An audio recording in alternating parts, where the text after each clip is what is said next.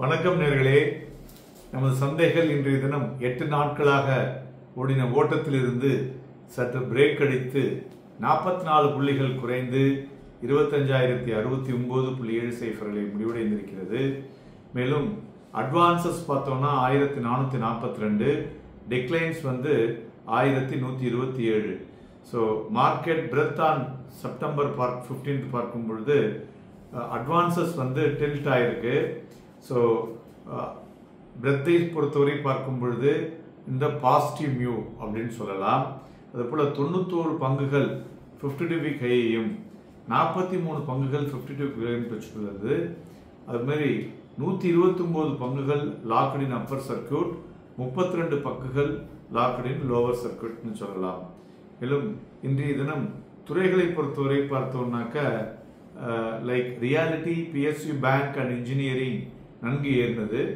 Nifty India defence index ஏறினதற்கு காரணம் என்னன்னு பார்த்தோம்னா, ஒரு டிஃபென்ஸ் மினிஸ்ட்ரியில் ஒரு டிஃபென்ஸ் ப்ரொக்யூர்மெண்ட் மேனுவல் அப்ரூவ் பண்ணியிருக்காங்க. ஸோ அதனால் revenue procurement worth estimated 1 trillion அப்படின்னு இந்த கரண்ட் ஃபிஸ்கல் இயருக்கு சொல்லியிருக்காங்க. ஸோ இந்த நியூ மேனுவலில் பார்க்கும் பொழுது 0.1% டிலே இன் பெனல்ட்டியும் இம்ப்ரூவ் பண்ணியிருக்காங்க. ஸோ இதெல்லாம் ஒரு மேஜர் கிளாஸஸ் கொண்டு இருக்கிறதுனால அந்த துறைகளில் ஒரு மொமெண்டத்தை பார்க்க முடிஞ்சது.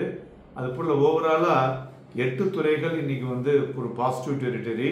ஸோ அவுட் ஆஃப் 11ல் மேலும் பிராடர் இண்டஸஸும் இன்னைக்கு அட்வான்ஸாக இருக்கிறத பார்க்க முடிஞ்சதுன்னு சொல்லலாம். மேலும் வீழ்ச்சி அடைந்த துறைகள் அப்படின்னு பார்த்தோம்னா ஃபார்மா, ஐடி அண்ட் மீடியா. இன்னைக்கு பார்த்தீங்கன்னா பேங்கிங் செக்டாரை ஏற்றி வச்சிருந்தாங்க. ஐடி அண்ட் மீடியா, ஃபார்மாவை இறக்கி மார்க்கெட் பெரிய மூவ்மெண்ட், மேலே போக முடியாமல் ஒரு முன்னையும் பணியும் இருந்ததுன்னு சொல்லலாம்.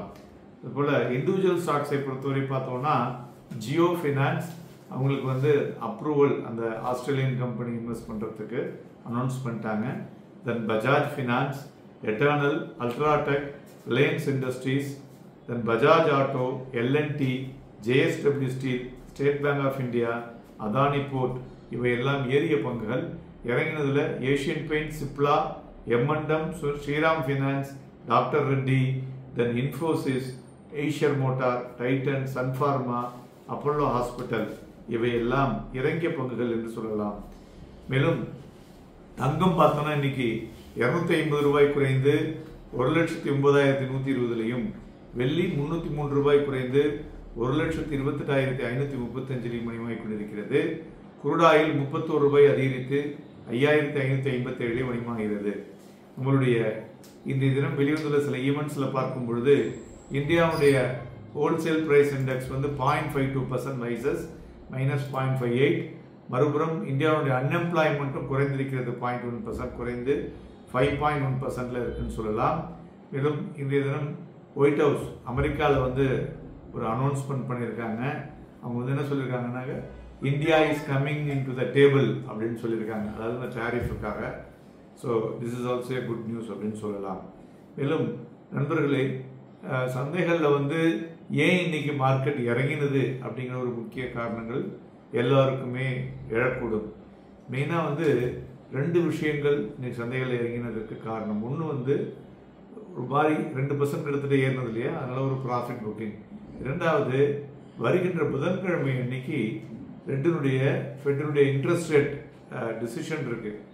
அதனுடைய இம்பேக்டுக்காக மார்க்கெட்டில் ஒரு ஸ்லைட் ஒரு ப்ராஃபிட் புக்கிங்கை சந்தைகளில் எல்லா இடத்துலையுமே இன்வெஸ்டர்ஸ் பண்ணுறாங்க.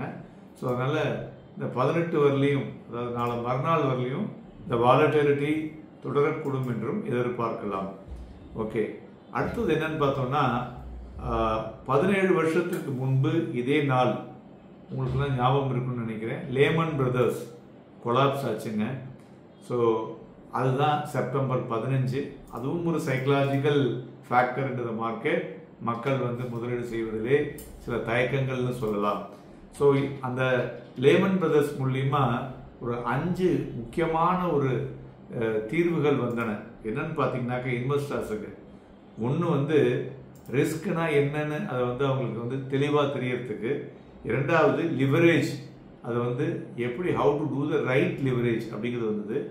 மூன்றாவது லிக்விடிட்டி, ஸோ இது வந்து ரொம்ப முக்கியம் அப்படிங்கிறத அது மூலியமாக தெரிஞ்சுக்க முடிஞ்சது. நான்காவது ரெகுலேஷன்ஸ். ஸோ ஒரு ரெகுலேட்டரி இருக்காங்கன்னா அவங்கள வந்து அவங்க சொல்கிறபடி செய்தால் யாருக்குமே வந்து நஷ்டம் இருக்காது அப்படிங்கிறது. அஞ்சாவது வந்து டைவர்சிஃபிகேஷன் அப்படிங்கிறது, அதாவது ஒரு நீண்ட நாளுக்கு பண்ணும் பொழுது உங்களுக்கு வந்து எந்த பிரச்சனையும் இருக்காது என்பது இது வந்து ரொம்ப குறிப்பிடத்தக்கது. அடுத்தது பார்த்தோம்னா நிஃப்டி டெக்னிக்கலாக பார்த்தோம்னு வச்சுங்களேன், இன்றைய தினம் நிஃப்டி ஃபியூச்சர் ரொம்ப ஆவரேஜ், பிலோ ஆவரேஜ் 25 லட்சம் தான். பேங்க் நிஃப்டி வர 5 லட்சம் தான் ட்ரேட் ஆகிருக்கு. Volume wise very very low in Indian market. இன்றைய தினம் ஓப்பனிங் வந்து ஒரு 4 புள்ளிகள் அதிகரித்து ஓப்பன் ஆச்சு. ஹை பார்த்தீங்கன்னாக்க 25,138 வரைக்கும் தான் போக முடிஞ்சது. ஆனால் ஏற்ற இறக்கங்கள் 10 மணிக்கு இருந்தது, 12 மணிக்கு இருந்தது, 2 மணிக்கு இருந்தது, மறுபடியும் ஒரு 3 மணிக்கு இருந்ததுங்க. ஸோ லோ வந்து 25,048. ஸோ ஹைக்கும் லோக்கும் உள்ள டிஃபரன்ஸ் பார்த்தோம்னா கிட்டத்தட்ட ஒரு 90 புள்ளிகள் வரை தான் இன்னைக்கு இருந்தது. அதேமாதிரி இந்த அவர்லி டிஃபரன்ஸும் பார்த்தோம்னா மினிமம் 15 பாயிண்ட்ஸ் தான் டிஃபரன்ஸ் இருந்தது, மேக்ஸிமம் 30 பாயிண்ட் தான் இருந்தது. ஸோ இதை வந்து வாட்ச் பண்ணணும்.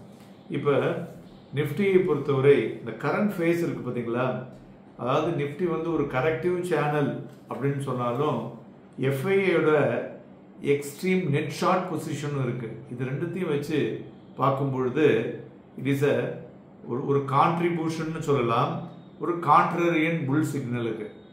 So it's a peculiar way of the market. So அதனால தான் எல்லாருக்கும் வந்து ஒரு பயம் இருந்து கொண்டே இருக்கு. இது வந்து கான்ட்ரரியன் புல் ஃபேஸ் அண்ட் புல் சிக்னல் அப்படின்ட்டு தான் இதை எடுத்துக்கணும். ரெண்டாவது பார்த்தோம்னா இன்னொன்று நீங்கள் வாட்ச் பண்ணணும். நிஃப்டி 50ல் 66%, 2/3 ஆஃப் கம்பெனிஸ் பார்த்தீங்கன்னாக்க 200 மூவிங் ஆவரேஜுக்கு மேலே இருக்குங்க. இது வந்து ஒரு கிளியர் பாசிட்டிவ் பிரெத் த்ரஸ்ட்டை கொடுக்கறதுன்னு சொல்லலாம். ஸோ அதனால் இதை மாதிரி இருக்கும் பொழுது இந்த பார்ட்டிசிபேஷன் பார்த்தீங்கன்னாக்க இம்ப்ரூவ் ஆகக்கூடிய வாய்ப்புகள் அதிகமாக இருக்கக்கூடும். ஸோ இது வந்து எதை வந்து குறிக்குதுன்னா 2023 ஏர்லியரில் அப்படி தான் இருந்தது. ஸோ அதை மாதிரியான ஒரு ட்ரெண்டை தான் இப்போ நம்ம வந்து மார்க்கெட்டில் பார்க்க முடிகிறது. அதனால் நாளைக்கு தினம் நமது சந்தைகளில் வாங்கி விற்பதற்கும் விற்று வாங்குவதற்கும் ஏதுவாக இருக்கக்கூடும். Happy and profitable day.